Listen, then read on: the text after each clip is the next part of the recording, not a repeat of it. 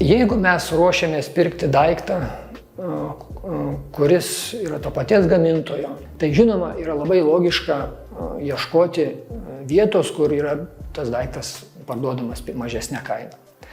Tačiau medicinoje yra truputėlį kitaip.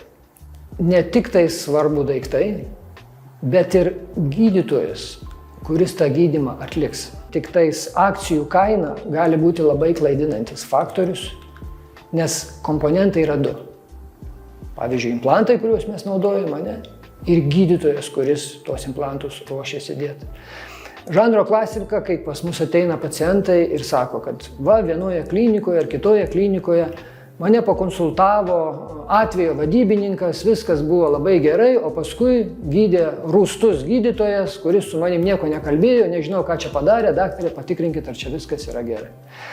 Tai iš esmės taip turėtų nebūti. Vadinasi, jeigu mes turime išskirtinai mažą kainą, mes galim daryti prielaidą, kad akcija gali reikšti ne visada, bet jinai gali reikšti prastesnę kokybę. Todėl vis dėlto reikėtų būti išmintingais ir, kaip sako liaudis, agurkus lyginti su agurkais.